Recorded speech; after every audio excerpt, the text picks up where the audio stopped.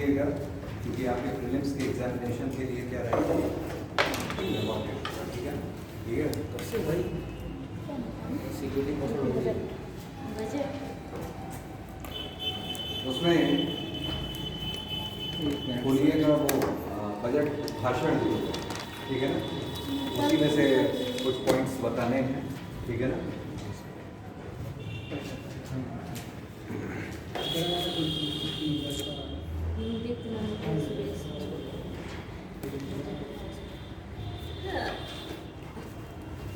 ठीक, देखिए दिया हुआ है उसमें, ठीक है ना, ये बजट भाषण में, ठीक, पेज नंबर 1 जो है उस एक पन्ने में सबसे आखिरी में देखें, उसमें लिखा हुआ है कि वर्ष 2023 में क्या हुआ है, वर्ष 2023 में, ठीक, ग्लोबल इन्वेस्टर्स समिट हुआ है, ठीक है ना। पहला प्रश्न तो यही बन जाता है कि इससे पहले ग्लोबल इन्वेस्टर्स समिट कब हुआ, तो ग्लोबल इन्वेस्टर्स समिट कब हुआ, 2023 में, ठीक है ना, क्लियर।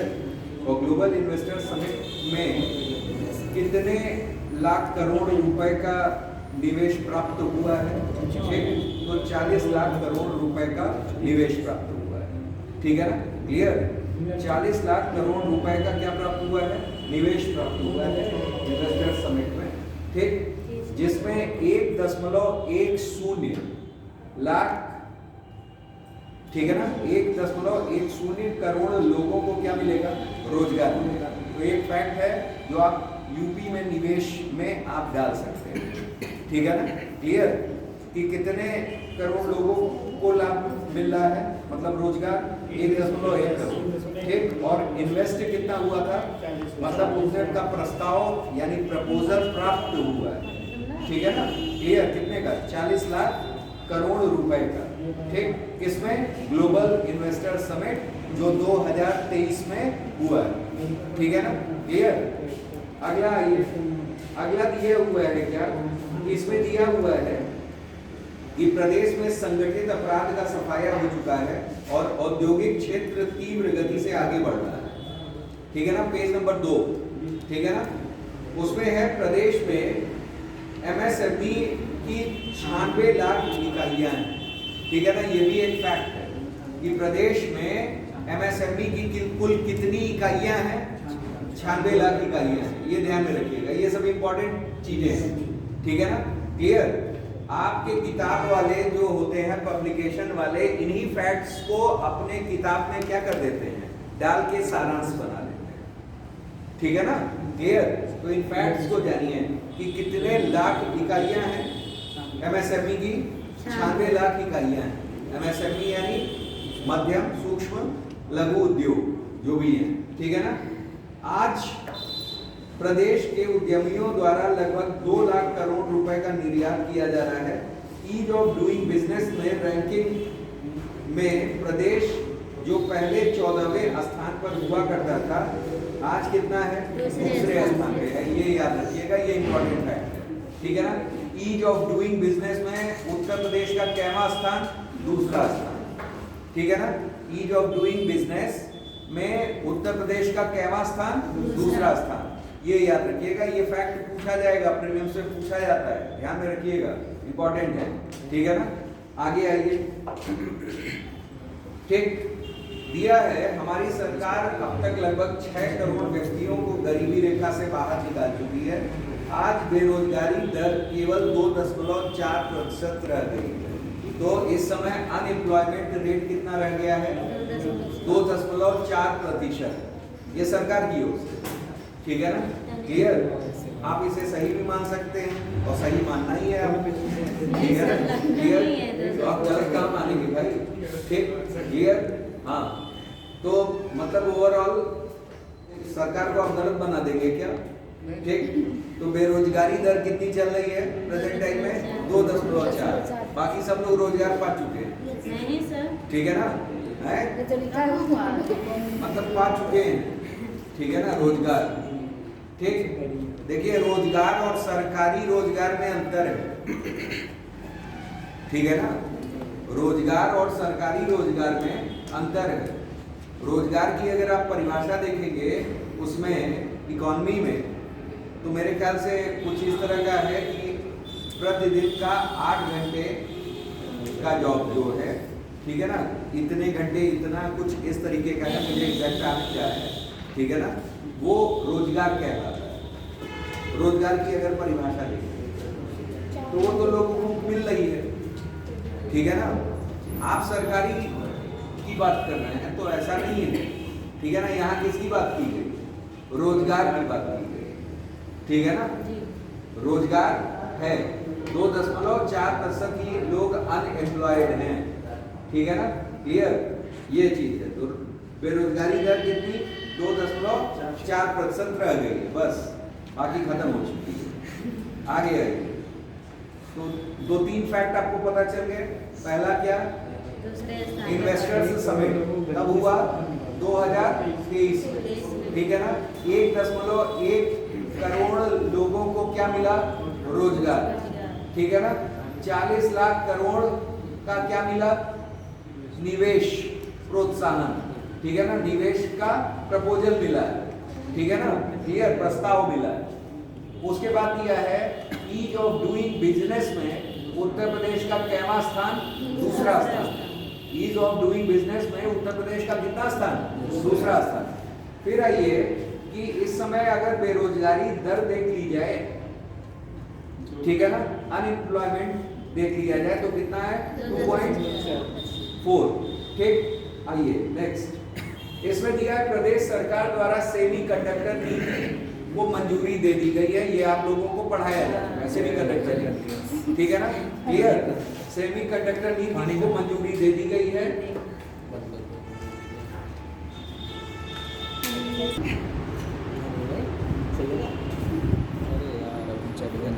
ये वित्त मंत्री का बजट भाषण है, ठीक है ना। इसमें कई मुख्य अंश हैं, आपको पीडीएफ पहुंच चुका है, ठीक है ना, क्लियर। इसमें आपको मेन पॉइंट्स देखने हैं, जैसे ये जो दिया हुआ है कि समाज में परस्पर सहयोग, विश्वास, न्याय आधारित सुशासन, अपराध शून्यता, ये सब आप अपने निबंध पे, ठीक है ना, इसको यूज कर सकते हैं। मेनली आपको इसमें मेन पॉइंट्स देखते हैं कि प्रीलिम्स में क्या ऐसी चीजें पूछी जाती हैं, ठीक है ना। हमको प्रीलिम्स के दृष्टि से क्या देखना है, ठीक है ना, क्लियर। जैसे यहाँ दिया हुआ है क्या कि यहाँ फर्स्ट पेज में कुछ फैक्ट्स आपको दिए हुए हैं रिगार्डिंग किसके? ग्लोबल इन्वेस्टर समिट के, ठीक है ना। इसमें दिया हुआ है 2023 में संपन्न ग्लोबल इन्वेस्टर समिट के माध्यम से हमें कुल कितने 40 लाख करोड़ रुपए से अधिक निवेश प्राप्त हुआ। जो निवेश इन्वेस्टमेंट प्राप्त हुआ है, ठीक है ना, वो कितना प्राप्त हुआ है? 40 लाख करोड़ इन्वेस्टमेंट हमें प्राप्त हुआ है, जिनसे हमें 1.1 करोड़ लोगों को क्या मिल रहा है? रोजगार प्राप्त हुआ है, ठीक है ना। ये फैक्ट है जो कि आपके प्रिलिम्स में आ सकता है, प्लस मेंस में भी आप एक चैप्टर है यूपी में इन्वेस्टमेंट, यूपी में निवेश, उसमें प्रयोग ले आ सकते हैं, ठीक है ना, क्लियर। आगे दिया हुआ है कि यही संगठित अपराध का सफाया हो चुका है, ठीक है ना, और भी तमाम चीजें। आप लायक क्या है? प्रदेश में एमएसएमई, ठीक है ना, एमएसएमई की कितनी इकाइयाँ इस समय कार्यरत है? 96 लाख इकाइयाँ कार्यरत है, ठीक है ना। ये फैक्ट है, इंपॉर्टेंट है, ठीक है ना। आगे जानिए, आज प्रदेश में उद्यमियों द्वारा लगभग 2 लाख करोड़ रुपए का निर्यात किया जा रहा है, ठीक है ना। अगर हम लोग एक्सपोर्ट की बात करें तो उद्यमियों द्वारा, एंटरप्रेन्योर्स के द्वारा लगभग 2 लाख करोड़ का निर्यात किया जा रहा है, ठीक है ना, क्लियर।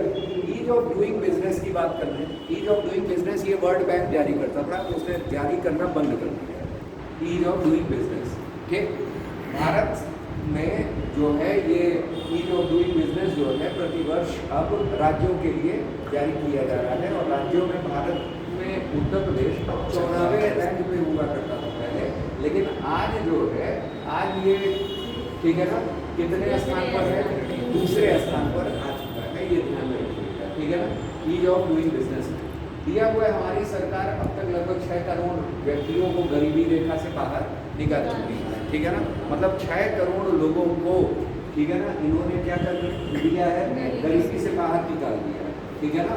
और बेरोजगारी दर तो एकदम कम हो गई है, कितनी हो गई है? 2.4 हो गई है, ठीक है ना, क्लियर। हाँ, तो ये ध्यान में रखिएगा, प्रदेश में बेरोजगारी की दर कितनी है? 2.4%। ये इंपॉर्टेंट है, ये ध्यान में रखना है, ये फैक्ट पूछा जाता है। ठीक, क्लियर? आपके नज़र में कुछ भी हो, लेकिन इम्तहान में यही आपको याद करके जाना है। आगे आते हैं। प्रदेश सरकार द्वारा सेमीकंडक्टर पॉलिसी को मंजूरी दी गई है। कब दी गई थी? 24 में। आपको मैंने पढ़ा रखा है, ठीक है ना? क्लियर? यह नीति प्रदेश में सेमीकंडक्टर इकाइयों की स्थापना विकास का मार्ग प्रशस्त करेगी, जिससे कि देश विदेश में बड़े पैमाने पर निवेश क्या होगा? ठीक है ना? क्लियर? ऐसी नीति लाने वाला उत्तर प्रदेश देश का चौथा राज्य बन गया है। इसके पहले 3 राज्य ला चुके हैं और उत्तर प्रदेश कैवा राज्य है? चौथा। तो सेमीकंडक्टर पॉलिसी 2024 की है और यूपी ऐसा करने वाला कैवा राज्य? चौथा राज्य बना है। ये ध्यान में रखना है, ठीक है ना? क्लियर?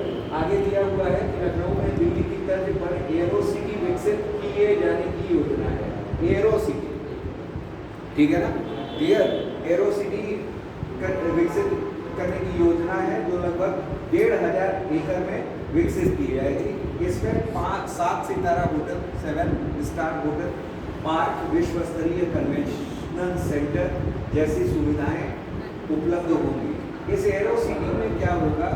कन्वेंशनल सेंटर्स हो गए, कन्वेंशंस जो करवाए जाते हैं विश्व स्तर के, कॉन्फ्रेंस हो गया, अन्य चीज़ें हो गई, ठीक है ना? वो सारी चीज़ें यहाँ क्या की जाएंगी? की जाएंगी। जैसे कोई कन्वेंशन हुआ, विश्व स्तर का हुआ, कोई विदेश से आया, ठीक है ना? क्लियर? तो ये उनको ठहराए कहाँ, ठीक है ना? और भाई तो उस हिसाब से ये बनाया जा रहा है। कहाँ बनाया जा रहा है? लखनऊ में, दिल्ली की तरफ, ठीक है? क्लियर? अभी आपने देखा होगा कि भाई G20 सम्मेलन हुआ, तो G20 सम्मेलन भी उत्तर प्रदेश के 4 शहरों में 8 शहरों में कम से कम था, ठीक है ना? क्लियर? तो मैं 4 शहर वाला प्रश्न भी आया था आपके PCS में कि किस शहर में नहीं हुआ था, ऐसा कुछ था, ठीक है ना? क्लियर? तो आप देखो कि कहाँ ये करवाए जाए, ठीक? कम से कम अगर हम लखनऊ को विकसित कर रहे हैं, जैसे आपने कल पढ़ा था क्या कि लखनऊ को हम लोग क्या बना रहे हैं? SCR बना रहे हैं, स्टेट कैपिटल रीजन बना रहे हैं। लखनऊ में मंडल में कितने ज़िले हैं? 6 जिले, ठीक है ना? उन 6 जिलों को मतलब कवर करके हम लोग क्या कर रहे हैं? एक SCR डेवलप कर रहे हैं, कैपिटल मतलब स्टेट कैपिटल रीजन डेवलप कर रहे हैं। किसकी तर्ज पर? NCR की तर्ज पर, नेशनल कैपिटल रीजन यानी राष्ट्रीय राजधानी क्षेत्र के तर्ज पर, ठीक है ना? तो उसी को देखते हुए लखनऊ में भी अब कन्वेंशन सेंटर भी बनाया जाए। जैसे दिल्ली में भी कन्वेंशन सेंटर बनाया गया था जिसमें आपका G20 कॉन्फ्रेंस हुआ था, ठीक है ना? इसी तरीके से लखनऊ में भी किया जाएगा, ठीक है ना? क्योंकि ये क्या है? राजधानी है देश की, ठीक है? देश की कह रहा है, प्रदेश की। आगे आते हैं। प्रदेश सरकार द्वारा हीरो फॉर फ्यूचर एनर्जीज के साथ 4,000 करोड़ के निवेश का MOU हस्ताक्षर किया गया है, ठीक है ना? ये ध्यान में रखिएगा, हीरो फ्यूचर एनर्जीज के साथ 4,000 करोड़ का निवेश ये करंट में आएगा आपके। और ये किसके अंतर्गत है? ये अंतर्गत है प्रदेश में नवीकरणीय ऊर्जा और ग्रीन टेक्नोलॉजी परियोजना में निवेश के लिए, ठीक है ना? तो ये आप निवेश वाले चैप्टर उसमें निवेश में भी डाल सकते हैं और नवीकरणीय ऊर्जा वाला जो चैप्टर था, ठीक है ना, उसमें भी डाल सकते हैं कि किसके साथ? हमारा हीरो फ्यूचर एनर्जीज के, ठीक है ना, साथ इनके निवेश का क्या हुआ है? MOU का होता है मतलब मेमोरेंडम ऑफ अंडरस्टैंडिंग, ठीक है ना? समझौता ज्ञापन, ठीक है ना? क्लियर? तो मेमोरेंडम ऑफ अंडरस्टैंडिंग, ठीक है ना? तो ये क्या हुआ? समझौता ज्ञापन हुआ है, करार हुआ है मतलब, ठीक है ना? क्लियर? ये आगे आते हैं। प्रदेश सरकार द्वारा हैदराबाद में फार्मा कॉन्क्लेव का सफल आयोजन किया गया, ठीक है ना? अब ये देख लीजिए, इंपॉर्टेंट प्रश्न है, ये प्रीलिम्स के लिए भी इंपॉर्टेंट है, ठीक है ना? क्लियर? कि प्रदेश सरकार द्वारा अभी हाल ही में किस जगह पर, ठीक है ना, फार्मा कॉन्क्लेव का आयोजन किया गया था? तो कहाँ किया गया था भाई? हैदराबाद में किया गया था, ठीक है ना? जिसके परिणाम स्वरूप बड़ी फार्मा कंपनियों द्वारा उत्तर प्रदेश में निवेश को वो दिखाया गया। तो ये निवेश देखिए, निवेश ज़्यादा दिखा रहा है, ठीक है ना? आप निवेश वाले चैप्टर में ही इसको डाल सकते हैं। पहला क्या कि भाई सेमीकंडक्टर पॉलिसी ले आया उत्तर प्रदेश, चौथा हो गया, तो इसमें भी निवेश को ठीक, लखनऊ में कन्वेंशन सेंटर बनाया जा रहा है दिल्ली की तर्ज पर, उसमें भी निवेश। ठीक, प्रदेश सरकार हीरो फ्यूचर एनर्जीज के साथ 4000 करोड़ का निवेश प्राप्त की है, मेमोरेंडम ऑफ अंडरस्टैंडिंग की है। उसके बाद फिर हमारा हैदराबाद में फार्मा कॉन्क्लेव हुआ, ठीक है ना, उसमें भी निवेश प्रोत्साहित किया गया। अब दिया है आयोग हैदराबाद में विंग्स इंडिया अवार्ड 2024 में उत्तर प्रदेश को स्टेट चैंपियन इन एविएशन पुरस्कार सम्मानित किया गया। ये ध्यान रखिएगा। पहली चीज इसमें पूछा जाएगा विंग्स इंडिया अवार्ड या wings conference, wings India conference कहाँ हुआ, तो कहाँ हुआ? हैदराबाद। हमेशा होता है, हर वर्ष होता है, ठीक है ना। ये विंग्स वाला, ठीक है ना, ये एविएशन डिपार्टमेंट द्वारा होता है और एविएशन अवार्ड्स दिए जाते हैं। कौन से? Wings India award 2024। उसमें उत्तर प्रदेश को स्टेट चैंपियन इन एविएशन पुरस्कार दिया गया है। ये इंपॉर्टेंट फैक्ट है, ये ध्यान रखिएगा, ठीक है ना। ये यूपी करंट अफेयर में आएगा। आगे आइए। उत्तर प्रदेश आर्थिक सामाजिक विकास के हर क्षेत्र में नई ऊंचाइयां प्राप्त कर रहा है। इस नैरेटिव को के सिरे को खारिज करते हुए उत्तर प्रदेश एक बीमारू प्रदेश है, मतलब उसने इस नरेशन को खारिज कर दिया। हमने प्रदेश की जनता, प्रदेश के मेधा, ये सब भाषण है, ठीक है ना। और उसके बाद आपका क्या है? थोड़ा सा शेर व शायरी है, ठीक है ना। समय समय पे शेर व शायरियाँ होती रहती हैं, ठीक है ना। तो मतलब फैक्ट आप लोग जान गए, ठीक है। और एक मेंस का प्रश्न भी जान गए क्या, कि उत्तर प्रदेश में किन क्षेत्रों में निवेश की संभावनाएं हैं, ठीक है ना। पहला आपको संभावना कहाँ दिखी? पहला आपका सेमीकंडक्टर पॉलिसी हुई, जिसके थ्रू आया, ठीक। फिर फ्यूचर हीरो फ्यूचर इंडिया, ठीक है ना, फ्यूचर एनर्जीज वाले में, जिसमें नवीकरणीय ऊर्जा के क्षेत्र में हुआ है, ठीक है ना। तीसरा हमारा कहाँ हुआ है? तीसरा हमारा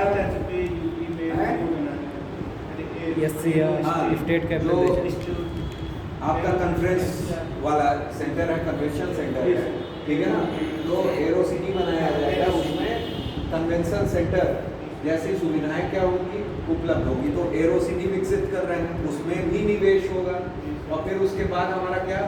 फार्मा कॉन्क्लेव हैदराबाद में हुआ है प्रदेश का, तो उस फार्मा क्षेत्र में निवेश को प्रोत्साहन दिया जा रहा है, ठीक है ना। तो मतलब निवेश के अधिक संभावनाएं तो यही दिखा दी गई, ठीक है ना, क्लियर। और फिर इन्वेस्टर्स समिट आपका दिखाई था, ठीक है ना, इन्वेस्टर्स समिट था ही। और डूइंग ऑफ ये ease of doing business, ease का मतलब प्राप्ति होना, ठीक है ना। डूइंग बिजनेस, बिजनेस करके प्राप्त करना, ठीक है ना। तो उगाही जो होती है, धन की उगाही बिजनेस के थ्रू, इसमें उत्तर प्रदेश कैवे स्थान पर है? दूसरे स्थान। वहाँ से भी तो निवेश प्रोत्साहन हो रहा है, ठीक है ना। तो ये सब निवेश प्रोत्साहन की संभावनाएं हैं, ठीक है ना, क्लियर। ये ध्यान रखिएगा। आगे आइए नेक्स्ट। अब दिया हुआ है यहाँ किसान के संबंध में, ठीक है ना। कल हम लोग किसान के संबंध में पढ़े थे, मेन योजनाएं पढ़े, ठीक है ना। अब ये है थोड़ा सा फैक्ट। डार्क जोन में नए निजी नलकूप कनेक्शन देने पर लगे प्रतिबंध को हटा लिया गया है, जिससे लगभग 1 लाख किसानों को क्या होगा? सीधे फायदा होगा, ठीक है ना, क्लियर। बुंदेलखंड क्षेत्र में एकल रबी फसल की सिंचाई हेतु सीजनल टैरिफ, ये देख लीजिएगा, ठीक है ना। ये सब फैक्ट्स हैं, हालांकि ये बहुत इंपॉर्टेंट नहीं है, ये सब लिखने वाले फैक्ट्स हैं, ठीक है ना, क्लियर। इसमें आ जाइए वर्ष 23-24 में, ठीक है ना, वर्ष 23-24 में माह में अक्टूबर 2023 तक का रिपोर्ट दिया हुआ है, ठीक है ना, कि लगभग 37 लाख किसान क्रेडिट कार्ड क्या कर दिए गए? वितरित कर, ठीक है ना। अभी तक मतलब 37 लाख लोगों को किसान क्रेडिट कार्ड उपलब्ध कराया जा चुका है, एक डेटा है, ठीक है ना।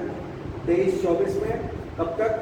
माह अक्टूबर तक 23 में क्या करा दिया गया है? उपलब्ध किसान क्रेडिट कार्ड 37 लाख, ठीक है ना।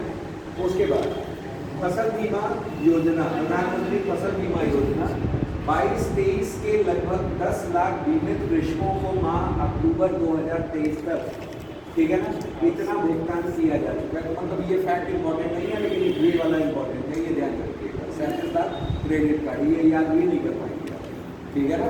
क्लियर। आगे दिया है प्रधानमंत्री किसान सम्मान निधि योजना के अंतर्गत 2023 तक 63,000 करोड़ रुपए की धनराशि डीबीटी के माध्यम से, डीबीटी यानी प्रत्यक्ष लाभ हस्तांतरण यानी डायरेक्ट बेनिफिट ट्रांसफर, ठीक है ना, के माध्यम से 2,62,00,000 कृषकों के खातों में हस्तांतरित कर दी गई, ट्रांसफर कर दी गई, ठीक है ना। क्लियर। आगे दिया है किसान प्रधानमंत्री किसान मान धन योजना के अंतर्गत, ठीक है ना, के अंतर्गत जो है मान धन योजना के अंतर्गत प्रदेश के लघु एवं सीमांत कृषकों को 60 वर्ष की आयु प्राप्त करने पर पुरुष एवं महिला दोनों को 3,000 रुपए, ठीक है ना, सुनिश्चित मासिक पेंशन दी जा रही है, ये ध्यान रखिएगा, ठीक है ना। क्लियर। मतलब क्या है कि प्रदेश में जो लघु और सीमांत कृषक है, ठीक है ना, उनको किसान मान धन योजना के अंतर्गत अगर 60 वर्ष आयु प्राप्त कर चुके हैं तो उनको कितना दिया जा रहा है, महिला और पुरुष दोनों को मिला करके 3,000 दिया जा रहा है, ठीक है ना। क्लियर। दोनों के लिए 3,000 सुनिश्चित कर दिया गया है, वो भी कैसा, मासिक, मतलब 6,000 हर महीना आपको मिलना ही मिलना, ठीक है ना।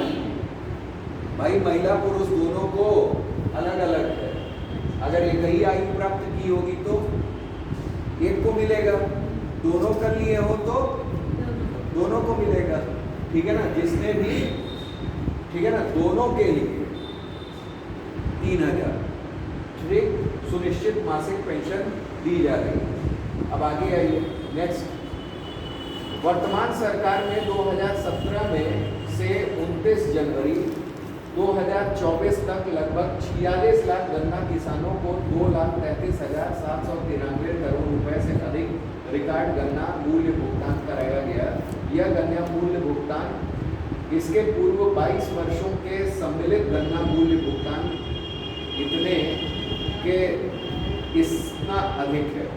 मतलब 22 वर्षों में जो नहीं मिला, ठीक है ना, वो मात्र 17 से 24 तक में ही करा दिया गया, 7 ही वर्षों में करा दिया गया, ठीक है ना। मतलब जो 22 वर्षों में गन्ना किसानों को नहीं उपलब्ध हुआ धन, वो धन 7 वर्षों में ही इस सरकार ने क्या करवा दिया है, दे दिया है आप लोगों को, ठीक है ना। क्लियर। ये डेटा आपसे याद हो पाए तो ठीक है, नहीं हो पाए तो आप अपनी भाषा में इसको मेंशन कर सकते हैं मेंस में, लेकिन वर्ष जरूर याद रखिएगा कि 17 से 24 के मध्य, ठीक है ना। क्लियर। और उतनी ही रकम मतलब 22 वर्षों में इससे पहले अन्य सरकारों ने नहीं दिलाई, ठीक है ना। क्लियर। आगे आइए। पेराई सत्र 23-24 के लिए गन्ने की अगैती प्रजाति, ठीक है ना, का मूल्य 350 से बढ़ा करके 370 रुपए और सामान्य प्रजाति का 340 रुपए से बढ़ा करके 360 रुपए तथा अनुपयुक्त प्रजाति का 335 से बढ़ा करके 355 रुपए कर दिया गया है। ये एक इम्पॉर्टेंट फैक्ट है प्रीलिम्स के लिए, खासकर सामान्य वाला पूछा जाता है। सामान्य वाला कितने से बढ़ा करके 340 से बढ़ा करके 360 कर दिया गया है। भाई अगैती यानी अर्ली वाला जो है, अगैती का मतलब अर्ली वाला जो पहले हो जाता है, अगैती उसी को कहते हैं अगैती प्रजाति। अनुपयुक्त प्रजाति एक है और एक सामान्य प्रजाति है, 3 प्रजातियां हैं, तीनों के दाम बढ़ा दिए, ठीक है ना। क्लियर। पेराई सत्र, ठीक है ना। अच्छा, इसमें जो है FRP दिया जाता है, इसमें क्या दिया जाता है, FRP दिया जाता है। FRP का मतलब जानते हैं, जैसे आप लोग जान लीजिए कि होता क्या है, फेयर एंड न्यूमरेबल प्राइसेस, इसका मतलब होता है उचित और लाभकारी मूल्य, ठीक है ना। उचित और लाभकारी मूल्य गन्ने के लिए दिया जाता है, ये ध्यान रखिएगा, ठीक है ना। FRP अगर पूछा जाए FRP सरकार किसके लिए देती है, तो किसके लिए देती है, गन्ने के लिए। और MSP का मतलब होता है मिनिमम सपोर्टिंग प्राइस। क्या होता है, minimum supporting price, minimum supporting price जो होती है वो सरकार किसके लिए देती है? वो सरकार देती है किसके लिए? सरकार देती है आपका 22 फसलों के लिए। 23 फसलों, ठीक है ना? क्लियर? जान लीजिए, जैसे अगर हम लोग इस पे आ जाए, यहीं से है ना, इससे लिखना है ना,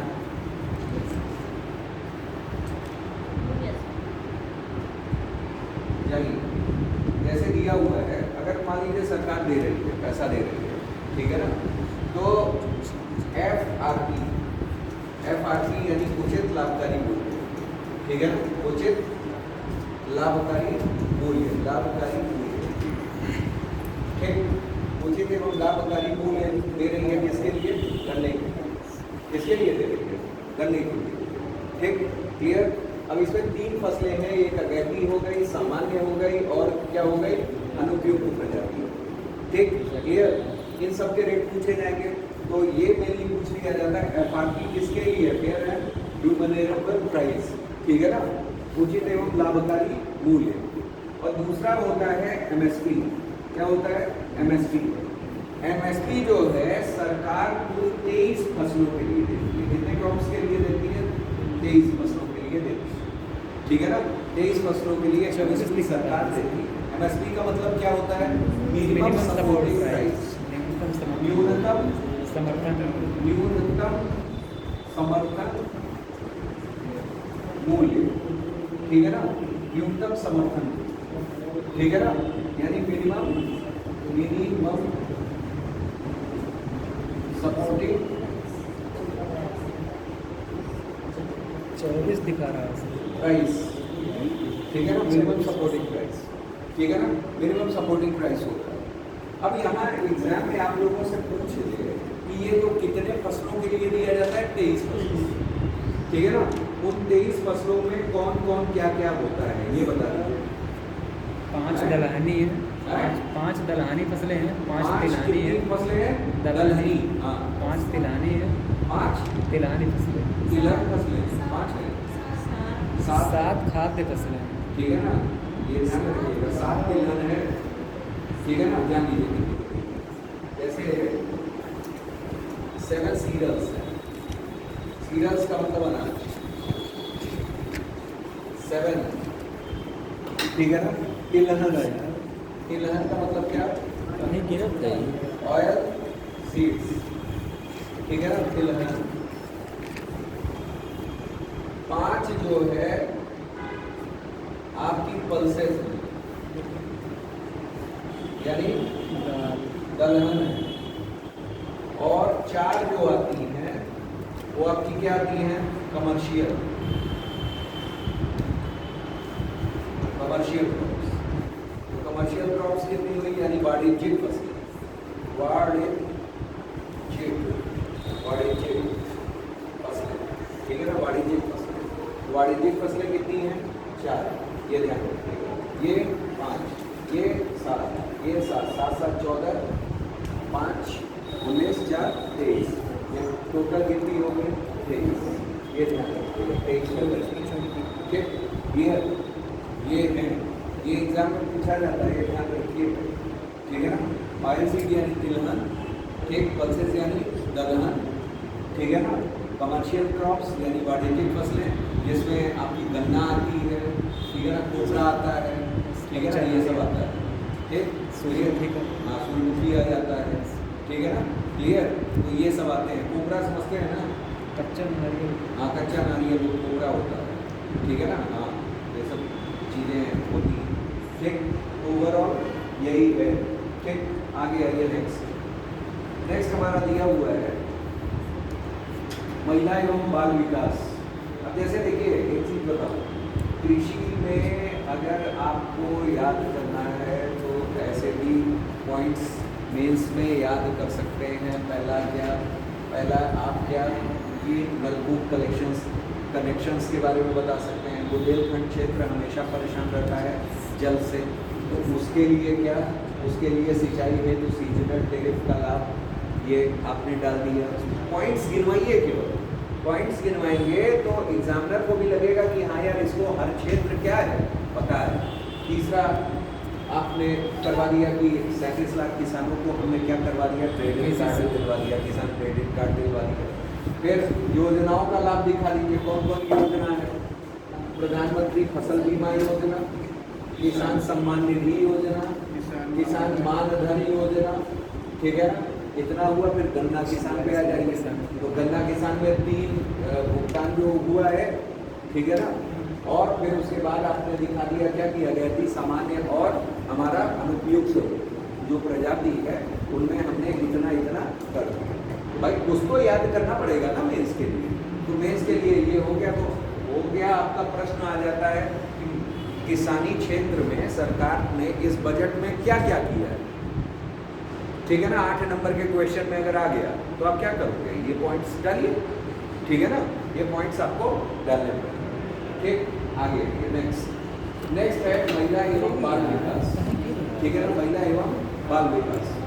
महिला एवं बाल विकास पे अगर आ जाए, थोड़ा से नीचे करो, नीचे वो वाला, ठीक, उधर वाला।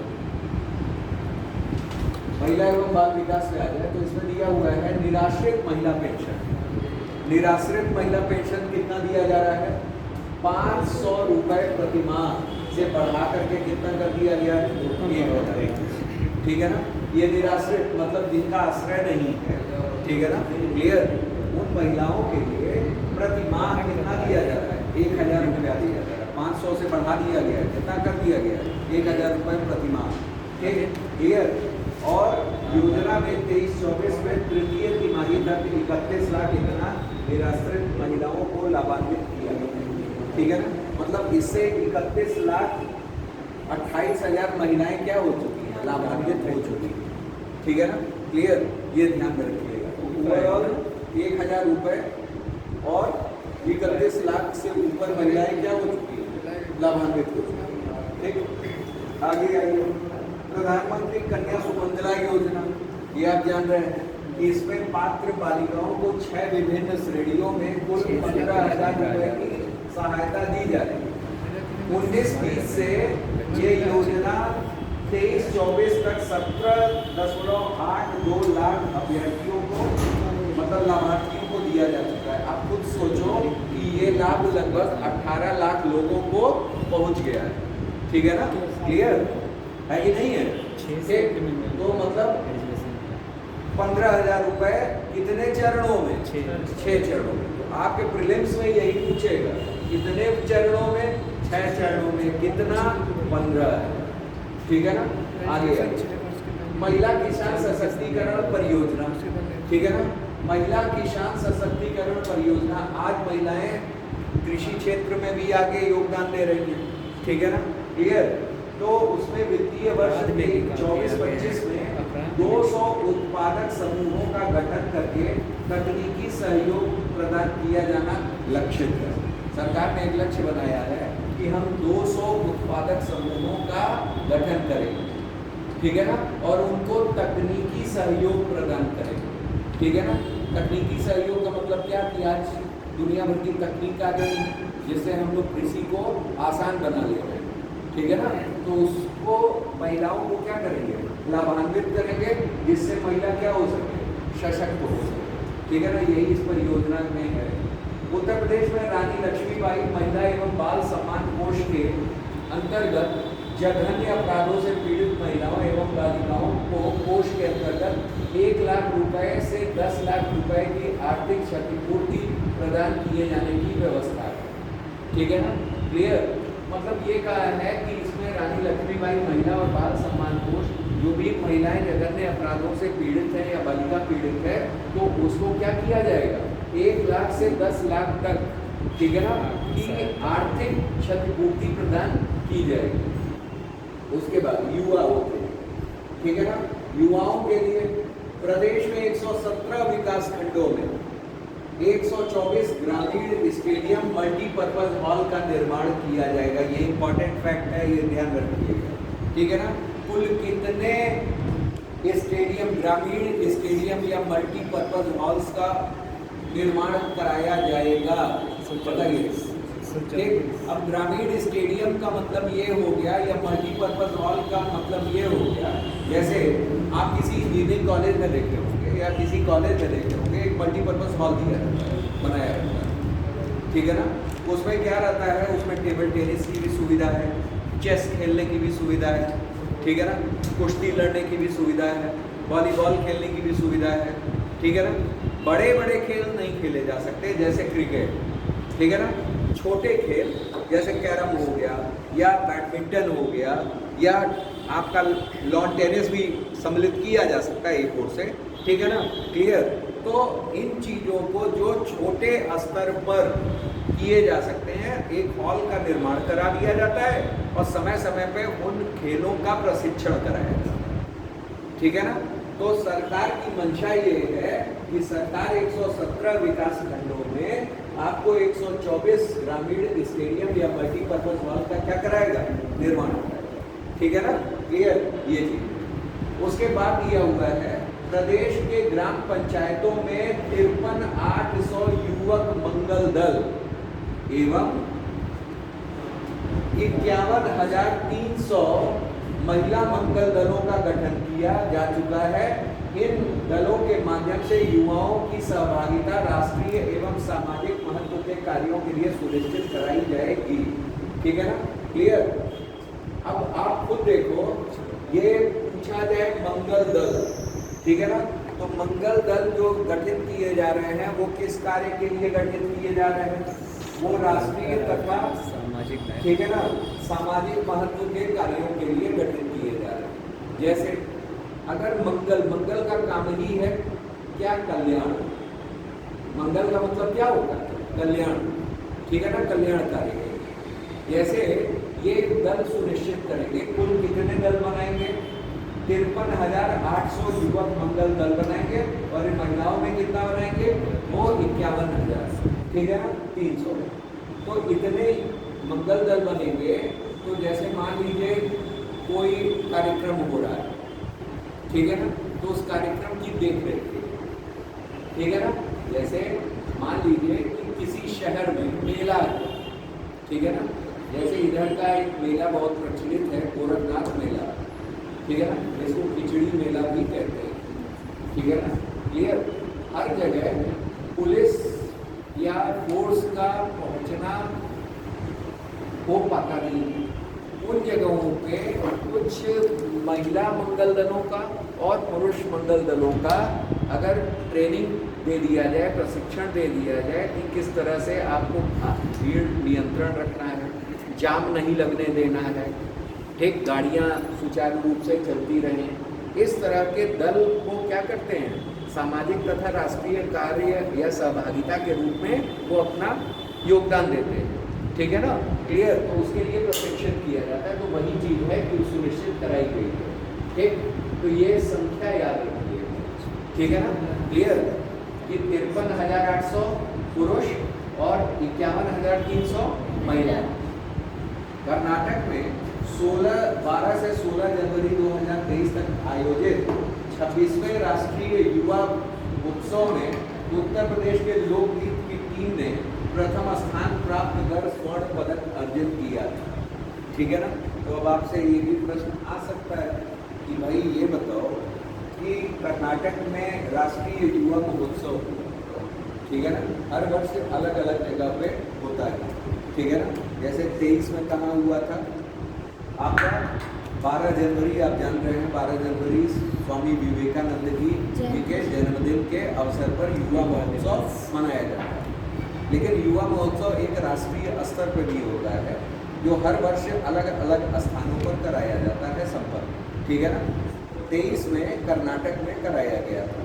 कर्नाटक में जो कराया गया था उसमें किस विधा में उत्तर प्रदेश को स्वर्ण पदक प्राप्त हुआ, लोकगीत विधा में, ठीक है ना, क्लियर। मतलब उसमें लोकगीत में उत्तर प्रदेश को नंबर 1 स्थान प्राप्त हुआ। तो ये भी पूछा जा सकता है किस विधा में, कि मतलब किस संवर्ग में दिया है, ठीक है ना, लोकगीत, लोक नृत्य, ठीक है ना, या निबंध प्रतियोगिता या समथिंग कुछ भी, ठीक। तो आप क्या कहोगे, लोकगीत, ठीक है ना। आगे दिया हुआ है रोजगार, ठीक है ना, अभी तक युवाओं के लिए था, ठीक। अब क्या है, रोजगार के अवसर। रोजगार में अगर हम लोग आ जाए तो एमएसएमई सेक्टर में एमएसएमई सेक्टर में आप लोग जान रहे हैं कुल कितने एमएसएमई इस समय हैं? 96। ठीक है ना, आगे आइए। एमएसएमई सेक्टर में मुख्यमंत्री युवा स्वरोजगार योजना के अंतर्गत अब तक 22,389 लाभार्थियों को लाभान्वित करते हुए, ठीक है ना, 1,79,112 रोजगार सृजित किए गए। ठीक है ना, क्लियर। एक जनपद एक उत्पाद वित्त पोषण योजना के अंतर्गत इतने लाभार्थियों के माध्यम से इतने रोजगार सृजित किए गए हैं। ठीक है ना, मतलब आपको ओवरऑल क्या करना है? जैसे देखिए, एक चीज मैं बताऊं, डेटा याद कर पाना आपके लिए टफ है, आसान कार्य नहीं है। उतने ही डेटा को पढ़ें जो आपसे याद हो पाए, लेकिन हम ये तो कर सकते हैं कि कहाँ रोजगार के अवसर उपलब्ध हो रहे हैं। अगर पूछा जाए, सवाल आपसे ये आ जाए कि उत्तर प्रदेश सरकार द्वारा उत्तर प्रदेश में विभिन्न क्षेत्रों में रोजगार के अवसर उपलब्ध कराए जा रहे हैं, इसका मूल्यांकन करें। ठीक है ना, क्लियर। तो पहले तो आपको ये पता होना चाहिए कि किन किन क्षेत्रों में रोजगार के अवसर उपलब्ध करा रहे हैं। भाई हमारे यहाँ पेपर 5 और पेपर 6 जो जुड़ा है विभिन्न चैप्टर्स में, यही तो है। यूपी में निवेश, यूपी में रोजगार, यूपी में कृषि, यूपी में महिला, यूपी में युवा, नवीकरणीय ऊर्जा। हर क्षेत्र को आपको कहाँ रखना है? यहाँ रखना है, और उसी हिसाब से अपने उत्तर को देना है। ठीक है ना। तो अगर रोजगार के अवसर, पहला तो आप इन्वेस्टर्स यूपी में ही देख लिए कि हर जगह, और यहाँ दो चीज ऐसे दे दिया है कि एमएसएमई में और एक हमारा किसमें, ओडीओपी में। ठीक है ना, क्लियर। आगे है विश्वकर्मा श्रम सम्मान योजना। ठीक है ना, इसमें तथा एक जनपद एक उत्पाद कौशल उन्नयन एवं पूल के योजना के अंतर्गत इतने लाख रोजगार सृजित किए। ठीक है ना, बस रोजगार सृजित किए जा रहे हैं, देख लीजिए इतने सारे। ठीक, इसी वजह से उत्तर प्रदेश में बेरोजगारी दर कितनी है? 2.4 बस। ठीक है ना, वो भी कुछ ही सालों में क्या हो जाएगा? ठीक, समाप्त हो जाएगा। ठीक है ना, 2.4 मतलब क्या? 97.6 लोग क्या है रोजगार से परिपूर्ण। ठीक है ना, आइए आगे आते हैं। उत्तर प्रदेश कौशल विकास मिशन के अंतर्गत 12.15 लाख युवाओं को प्रशिक्षित किया गया, जिनमें इतने लाख युवाओं को विभिन्न प्रतिष्ठित कंपनियों में सेवा योजित कराया गया। ठीक है ना, क्लियर। उसके बाद दिया गया है महात्मा गांधी नरेगा यानी मनरेगा में। ठीक है ना, इतने लोगों को। ठीक, अच्छा इम्पॉर्टेंट ये है, वर्ष पूछ लिया जाएगा आपसे। वर्ष 24-25 में 33 करोड़ मानव दिवस का सृजन किए जाने का क्या है? लक्ष्य। इम्पॉर्टेंट फैक्ट है प्रीलिम्स के लिए। ठीक है ना, क्लियर। कि मनरेगा के तहत कितने, ठीक है ना, मनरेगा के तहत वर्ष 2024-25 में कितने करोड़ मानव दिवस सृजित किए जाने का लक्ष्य है? तो कितने? 33 करोड़। ठीक है ना, आगे आइए। आगे दिया हुआ मुख्यमंत्री ग्रामोद्योग रोजगार योजना अंतर्गत वर्ष 2023-24 में माह में अक्टूबर 2023 तक कितने लाभार्थी, ये इसे पढ़ लीजिएगा। तो ओवरऑल रोजगार वाले में देख लीजिए कहाँ कहाँ से है। पहला एमएसएमई में, ठीक है ना, दूसरा ओडीओपी, तीसरा विश्वकर्मा श्रम सम्मान योजना को आपको डिस्कस करना है, कौशल उन्नयन एवं पूल की भी योजना। ठीक है ना, फिर उसके बाद AKTU में जो 25,000 लोगों को रोजगार के अवसर, AKTU यानी अब्दुल कलाम यूनिवर्सिटी जो कि पहले UBTU था। ठीक है ना, क्लियर। उसके बाद आ जाइए उत्तर प्रदेश कौशल विकास मिशन के अंतर्गत, ठीक है ना, जो प्रशिक्षित कराया जा रहा है। फिर मनरेगा के तहत, और लक्ष्य भी लिख दीजिएगा कि ऐसा 24-25 में 33 करोड़ लोगों को क्या किया जाएगा? रोजगार दिवस या मानव दिवस, ठीक है ना, सृजित किए जाने का लक्ष्य रखा गया है। फिर उसके बाद मुख्यमंत्री ग्रामोद्योग रोजगार योजना इतना में लाभान्वित हो रहे हैं। मतलब आपको योजनाओं के नाम याद होने चाहिए बस। ठीक है ना। इसमें आप ड्रॉ भी कर सकते हैं। कैसे ड्रॉ करते हैं, ठीक है ना, कि इन इनमें हमें रोजगार के अवसर हो, कुछ में फैक्ट निकाल दीजिए, ठीक है ना। तो इससे आपका आंसर भी अच्छा रहेगा और याद करने में भी आसानी रहेगी, ठीक है ना। आगे आइए, सामाजिक सुरक्षा। सामाजिक सुरक्षा में देखिए कौन कौन आता है, एक पेंशन आता है, बीमा आता है, इन्हीं दोनों से सामाजिक सुरक्षा आती है, ठीक है ना। देखिए क्या है, पहला 55 लाख वरिष्ठ नागरिकों को वृद्धावस्था पेंशन कितना दिया जा रहा है, 1,000 रुपया, ठीक है ना, क्लियर। और उसके बाद है क्या, हमारा सभी वर्ग की पुत्रियों की शादी हेतु, ठीक है ना। अच्छा, एक ध्यान में ये रखिएगा, ये सभी वर्गों के लिए, ठीक है ना, क्लियर। एग्जाम में कभी कभी वहाँ से भी फंसा देता है, ठीक है ना। केवल अनुसूचित जाति के लिए, केवल अनुसूचित जनजाति के लिए, केवल ओबीसी के लिए, केवल जनरल के लिए, केवल ईडब्ल्यूएस के लिए, केवल या सभी, ठीक है ना, क्लियर। तो आप क्या हो गए, सभी वर्ग, ठीक है ना, क्लियर। तो आज जैसे होता क्या है ना कि जब आदमी जल्दी में रहता है तो फिर यहाँ से कुछ लोग ओबीसी में भी या वो ईडब्ल्यूएस खोजते हैं, ठीक है ना, कि कहाँ गया है ईडब्ल्यूएस, ठीक है ना। तो ये सब भी चीज़ें होती हैं। आगे आइए, वही दिया हुआ है कि मुख्यमंत्री सामूहिक विवाह योजना अंतर्गत ये कितने दिए जाएंगे, ये तो याद रखना है और इसे याद रखना चाहिए भी आप लोगों को, ठीक है ना, क्लियर। हाँ, तो 51,000 रुपये अनुदान की व्यवस्था है, ठीक। और 23 में इतने जोड़ों को, मतलब 1,08,74 जोड़ों का विवाह क्या हुआ, संपन्न हुआ, जिसमें 510 करोड़ रुपए का व्यय किया गया, ठीक है ना, क्लियर। ये सब योजनाएं कैसे याद रहती हैं, आपस में डिस्कस कीजिए, ठीक है ना। सरकार ने 510 करोड़ रुपए का व्यय शादी में करवा दिया, याद हो गया, ठीक है ना। कितने जोड़े, 874 जोड़े, याद हुआ कि नहीं है, याद हुआ, याद हो गया, ठीक है ना, क्लियर। नहीं याद कर सकते हैं तो इतना तो लिख सकते हैं, 1 लाख से ऊपर के जोड़ों का विवाह संपन्न कराया। 1 लाख से ऊपर, 1 लाख से ऊपर है, ठीक है ना।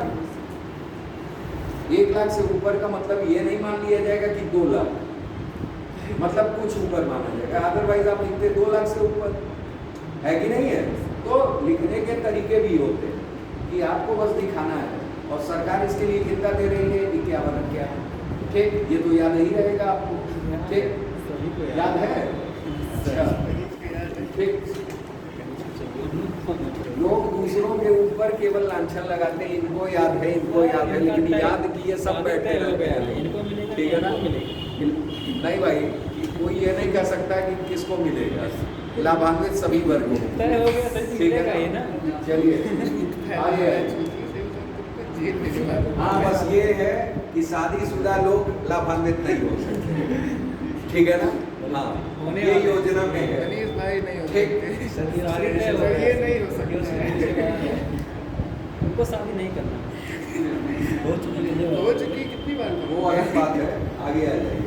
श्रमिक कल्याण, श्रमिक कल्याण की बात कर ले, ठीक है ना, श्रमिक कल्याण की बात कर ले। इसमें क्या है, भारत सरकार द्वारा निर्मित ई श्रम पोर्टल, ठीक है ना। ई श्रम पोर्टल किसका है, भारत सरकार का, ना कि यूपी का, ठीक है ना, क्लियर।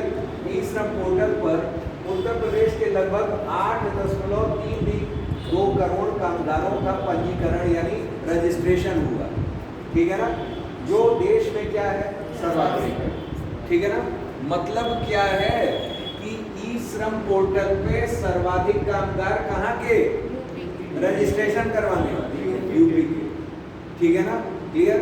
बेरोजगारी का आंकड़ा, ठीक, चलिए आगे आइए, ठीक है ना, लेकिन रोजगार प्राप्त है यहाँ, ठीक, आगे आइए। 26 ये दिनांक जो है 26 अगस्त 2021 से अक्टूबर 2031 तक ई श्रम पोर्टल पर पंजीकृत 80.11 लाख श्रमिकों का भरण पोषण भत्ता के अंतर्गत 2,000 रुपए की दर से लगभग 1,600 करोड़ रुपए का भुगतान किया गया, मतलब इसमें कितना भुगतान किया जाएगा? 2000, ठीक है ना? 2000 रुपए भरण पोषण दिया जाएगा। कितने माह तक का है ये? आप देखिए 26 से 31, ठीक है ना? क्लियर? आगे आइए, अगस्त से अक्टूबर है भाई, अगस्त सितंबर अक्टूबर, 3 माह, ठीक? क्लियर? आगे आइए, निर्माण कामगार मृत्यु विकलांगता सहायता अक्षमता पेंशन योजना, निर्माण कामगार अंत्येष्टि सहायता योजना को एकीकृत करते हुए, मतलब क्या है कि इन चारों योजनाओं को इंटीग्रेटेड कर दिया गया, समन्वित कर दिया, एकीकृत करते हुए नई योजना निर्माण कामगार मृत्युवश दिव्यांगता सहायता योजना कर दिया गया है। अब एग्जाम में प्रश्न आएगा, क्या आएगा? कि ये योजना जो है निर्माण कामगार मृत्यु व दिव्यांगता सहायता योजना, किन योजनाओं का समन्वित रूप है, इंटीग्रेटेड फॉर्म? तो किसका किसका? 4 का। पहला क्या? निर्माण कामगार मृत्यु विकलांगता सहायता अक्षमता पेंशन योजना, एक वो, और दूसरा क्या? निर्माण कामगार अंत्येष्टि सहायता योजना। 2 योजनाओं को समन्वित इन्होंने कर दिया, ठीक है ना? 2, एक है निर्माण कामगार मृत्यु विकलांगता। भाई इसका मतलब क्या? कोई निर्माण करते समय कामगार की मृत्यु हो जाए, विकलांगता हो जाए, ठीक, या अक्षमता हो जाए, तो उस पेंशन योजना है उसका। और निर्माण कामगार की अंत्येष्टि सहायता के लिए योजना, ठीक है ना? इन दोनों योजनाओं को क्या कर दिया है? इंटीग्रेट कर दिया, समन्वित कर दिया। और एक नई योजना ले आई गई, निर्माण कामगार मृत्यु एवं दिव्यांगता सहायता योजना, ठीक है ना? ये ले आया गया। समस्त योजनाओं में माह नवंबर 2023 में इतने कामगार लाभान्वित किए गए, ये देख लीजिएगा। मतलब फैक्ट इंपॉर्टेंट ये है, निर्माण कामगार मृत्यु, ये प्रीलिम्स के लिए बहुत इंपॉर्टेंट, ठीक? आगे दिया गया है निर्माण कामगार गंभीर बीमारी सहायता योजना के अंतर्गत गंभीर बीमारियों का इलाज सरकारी अस्पतालों में कराने पर इलाज के व्यय का 100% प्रतिपूर्ति कराई जा रही है, ठीक है ना? मतलब अगर उसको मान लीजिए गंभीर बीमारी हो जाए, गंभीर बीमारी में क्या क्या आता है? जैसे कैंसर, ठीक है ना, किडनी ट्रांसप्लांट, ये सब इस तरह वाले, ठीक है ना? तो ये सब किस में आते हैं? गंभीर बीमारी में आते हैं। उनका 100% व्यय सरकार ले लेती है, ठीक है ना? क्लियर?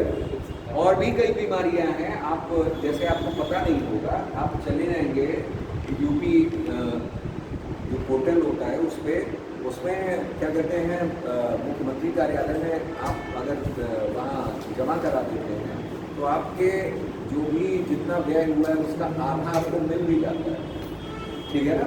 क्लियर? लोगों को जानकारी नहीं रहती है, ठीक? पता करिएगा तो पता चलेगा। अब दिया हुआ है वित्तीय समावेशन, ठीक है ना? क्या दिया हुआ है? वित्तीय समावेशन, ठीक? क्लियर? वित्तीय समावेशन को जरा हम लोग देख लेते हैं। दिया हुआ है प्रदेश की जनता को वर्तमान में बैंकों की 19,705 शाखाओं और इतने बैंक मित्र और बीसी सखी, ठीक है ना? बीसी का मतलब होता है बैंक कॉरस्पॉन्डेंस।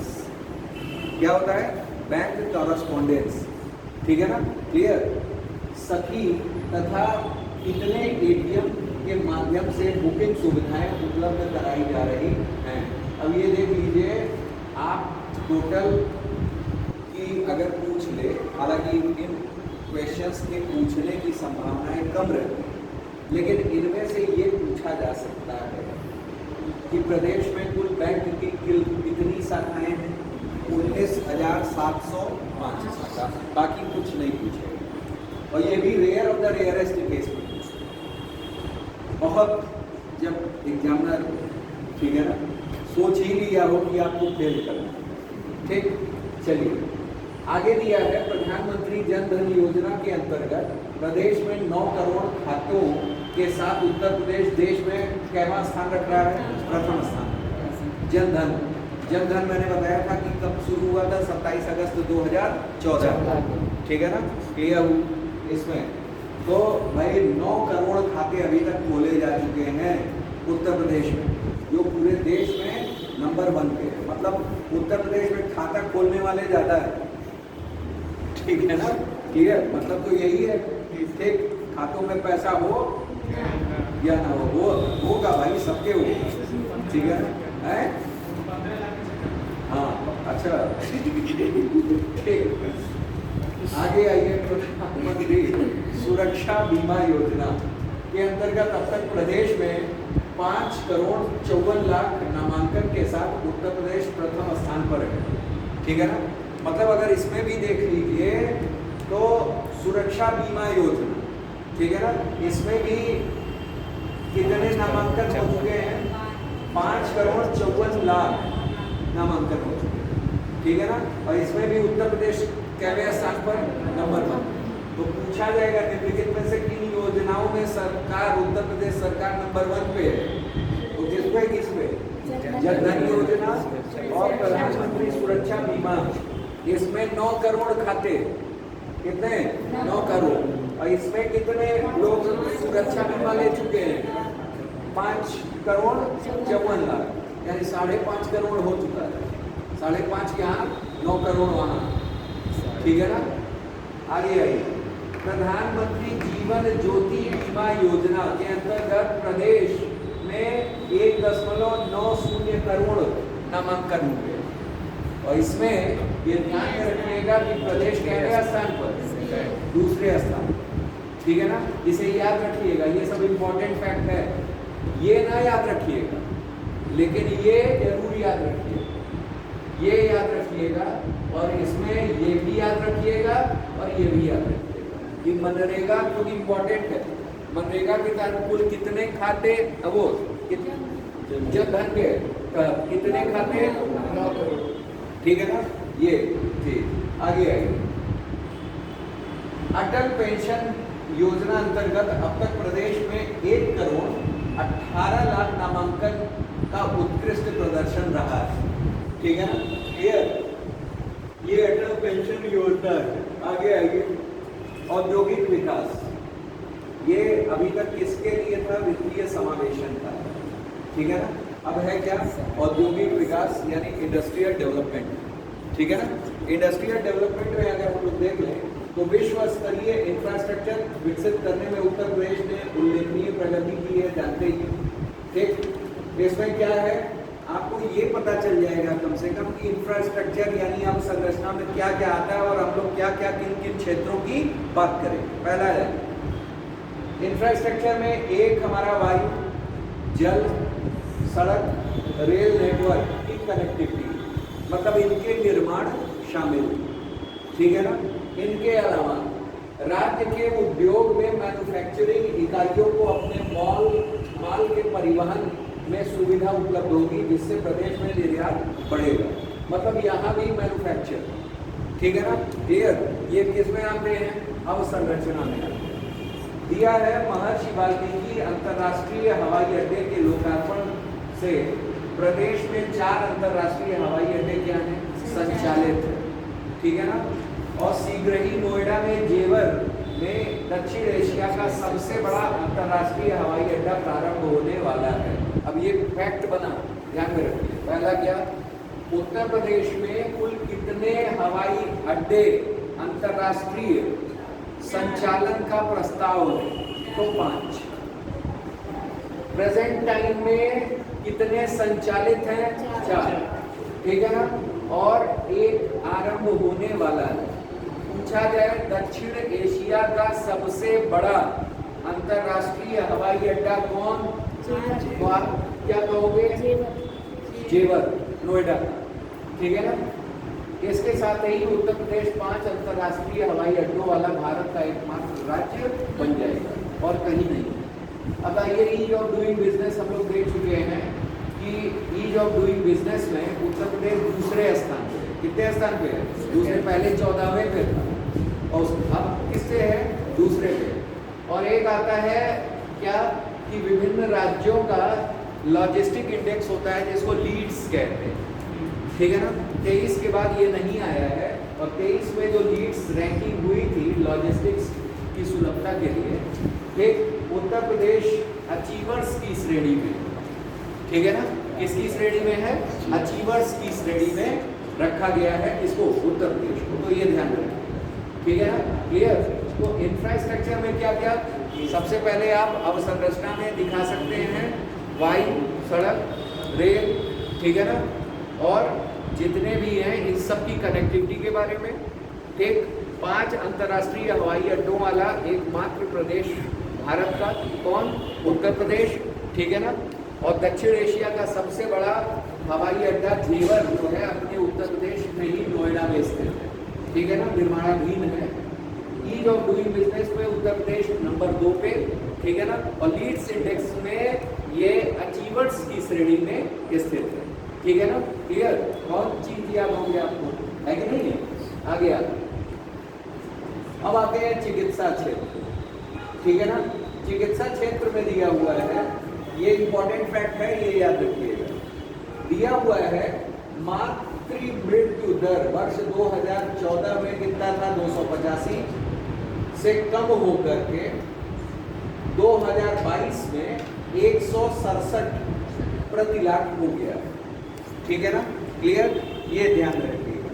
तो एग्जाम में पूछा जाए प्रेजेंट टाइम में मातृ मृत्यु दर कितनी चल रही है, ठीक है ना, 167। पूछा जाए मातृ मृत्यु दर कितने पे निकाला जाता है, प्रति 100 पे, प्रति 1000 पे, कि प्रति लाख पे, कितने पे, प्रति लाख पे, देखिए, ठीक है ना। तो 167 प्रति लाख, 1 लाख में 167, 167 प्रेजेंट टाइम में चल रहा है, ठीक है ना, 2022 के हिसाब से, ये आपको याद रखना है, ठीक है ना, मातृ मृत्यु दर, ठीक। उसके बाद आइए शिशु मृत्यु दर कितना चल रहा है, 38 प्रति 1000, ठीक है ना, और ये 2020 में है, हाँ, ठीक है ना। अब आइए उसके बाद दिया है 2017 की तुलना में वर्ष 2023 में EAIS यानी एक्यूट इंसेफ्लाइटिस सिंड्रोम, ठीक है ना, एक्यूट इंसेफ्लाइटिस सिंड्रोम। इंसेफ्लाइटिस जो है इसको हम लोग कहते हैं मस्तिष्क ज्वर, क्या कहते हैं, मस्तिष्क ज्वर या दिमागी बुखार। ये पूर्वी उत्तर प्रदेश इससे ज़्यादा प्रभावित होता है, ठीक है ना, ये सिंड्रोम से, इस सिंड्रोम से एक बीमारी होती है जिसको हम लोग कहते हैं जेई, जैपनीज इंसेफेलाइटिस, ठीक है ना, मस्तिष्क ज्वर। ये किस तरह का रोग है, बैक्टीरिया जनित है कि वायरल जनित है या मच्छर जनित है या प्रोटोजोआ है, बताइए कैसा है, वायरस है, कन्फर्म है, वही हम पूछना चाह रहे हैं, हमें भी नहीं मालूम, आप भी बताइए। एंसेफ्लाइटिस कैसा रोग है, वायरल, बैक्टीरियल, फंगल, प्रोटोजोअल, ठीक है ना, कैसा है बताइए, साइंस में तो पढ़े ही होंगे, कैसा है,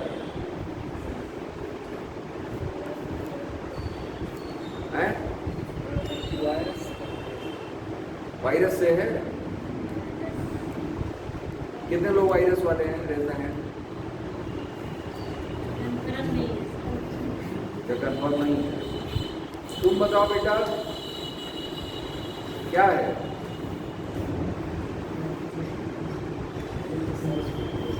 ये ध्यान में रखिए, ये वायरल डिजीज है, एंसेफ्लाइटिस, ठीक है ना।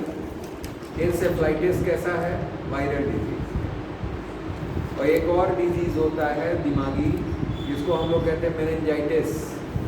तो मेनिंजाइटिस जो है वो बैक्टीरियल कैसा है, जीवाणु जनित है, ये विषाणु जनित है। कौन? इंसेफ्लाइटिस। और मेनिंजाइटिस जो है वो कैसा है, जीवाणु जनित यानी बैक्टीरियल। ठीक है ना, दोनों में आइटिस लगा है और दोनों दिमाग से रिलेटेड है। ठीक है ना, क्लियर, ये ध्यान रखिएगा। अच्छा, इंसेफ्लाइटिस जो नाम पड़ा है, इंसेफ्लाइटिस नाम पड़ा है दिमाग से। दिमाग को इंसिफेलस कहते हैं। क्या कहते हैं? इंसिफेलस। ठीक है ना, इंसिफेलस यानी दिमाग, मस्तिष्क, इसी वजह इंसेफ्लाइटिस। ठीक है ना, क्लियर, ये चीज़ होता है। ठीक, वही है। और मच्छर जो है ये कारक होते हैं, वेक्टर होते हैं। ठीक है ना, वाहक जिसको कहा जाता है, ये ध्यान रखिएगा। चलिए आइए, तो वही कहा है कि एक्यूट एंसेफ्लाइटिस सिंड्रोम रोगियों की संख्या 76% तथा मृत्यु दर में 98% की कमी। ठीक है ना, एवं जेई में, ठीक है ना, मृत्यु में कितने परसेंट? 96% की कमी दर्ज की गई है। ठीक, आगे आइए। प्रदेश में सभी जनपदों में निःशुल्क डायलिसिस की सुविधा उपलब्ध कराई जा रही है। 75 जिलों में डायलिसिस की सुविधा उपलब्ध कराई जा रही है। डायलिसिस कब होता है? किडनी रोगियों को। ठीक है ना, उनको डायलिसिस की सुविधा कराई जा रही है। ठीक है ना, क्लियर। आगे आइए। सरकारी क्षेत्र में चिकित्सा संस्थानों में MBBS की सीटों की संख्या इतने से बढ़ा करके कितनी कर दी गई है? इतनी कर दी गई है। तथा निजी क्षेत्र के संस्थानों की सीटों की संख्या इतने से बढ़ करके कितनी हो गई है? इतनी हो गई। इस प्रकार कुल जो है 9078 सीटें उपलब्ध हो गई हैं। और इस बार के बजट में आप लोग जान रहे हैं कि बलिया और बलरामपुर में भी क्या हो रहा है? राजकीय मेडिकल कॉलेज खुल रहा है। ठीक है ना, आयुष विश्वविद्यालय का कार्य 2025 में ही पूरा हो जा रहा है, जो गोरखपुर में खुलने वाला है। बनारस में जो है वो औषधि, राजकीय औषधि संस्थान खुलने वाला है, उसका भी कार्य क्या पूरा हो जा रहा है। ठीक है ना, क्लियर। तो ये सब कल हम लोग पढ़े ही थे में चीज। ठीक, आगे आइए। सरकारी क्षेत्र में चिकित्सा संस्थानों में PG सीटों की संख्या अब बढ़ करके इतनी हो गई है। ठीक है ना, और निजी क्षेत्र में इतनी हो गई और कुल कितनी हो गई है? इतनी हो गई है। मतलब अगर MBBS इतने हैं तो MD/MS कितने हो जा रहे हैं? कितने हो जा रहे हैं? PG है। ठीक, आगे। आयुष्मान भारत प्रधानमंत्री जन आरोग्य योजना के अंतर्गत 4,86 लाख से आयुष्मान कार्ड वितरित किए जा चुके हैं। अब सोचिए, 37 लाख क्या बांटे गए थे? किसान क्रेडिट कार्ड। और 4,86 लाख आपके क्या हो गए? आयुष्मान कार्ड। ठीक है ना, ये कितना? लाभार्थियों को प्रति वर्ष 5 लाख रुपए तक की क्या मिलती है? निःशुल्क चिकित्सा सुविधा राजकीय एवं निजी चिकित्सालयों के माध्यम से प्रदान की जाती है। ठीक है ना, क्लियर, ये चीज़ें। आगे आइए। अब दिया है, कुछ और दिया हुआ है कि किस किस तरीके से कैसे कैसे। ठीक, बाकी चिकित्सा सहायता के बारे में दिया हुआ है। आगे आइए। कानून व्यवस्था। कानून व्यवस्था को भी हम लोग देखेंगे, थोड़े देर में देखेंगे। ठीक है ना, इसको एक नज़र जल्दी जल्दी देख लेंगे, फिर उसके बाद हम लोग किस पे आएंगे? उस पर। ठीक है ना, चलिए, वो अभी के लिए इतना। ठीक है ना।